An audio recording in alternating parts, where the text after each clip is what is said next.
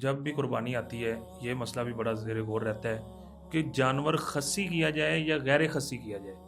بعض لوگ یہ کہتے ہیں کہ عیب دار جانور تو قربانی پہ نہیں لگتا اور خصی جانور جو ہے یہ عیب میں شمار ہوتا ہے.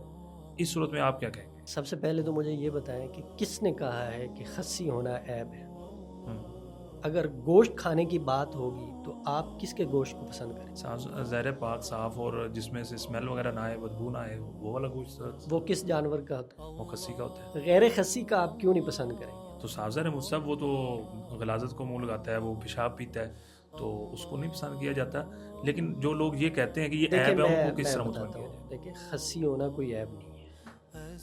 خصی اور غیر خصی دونوں طرح کی قربانی ثابت ہے, ٹھیک ہے, کی جا سکتی ہے. بالکل خصی جانور کی قربانی کرنا یہ افضل ہے. ٹھیک. اور یہ متشدد رویہ اپنا لینا کہ ان میں سے ایک ہی لگے گا, خصی لگے گا, غیر خصی نہیں لگے گا, یا غیر خصی لگے گا, خصی نہیں لگے گا, اس طرح نہیں کرنا. نہیں ایسا نہیں, یہ دونوں ہی حدیث دونوں ہی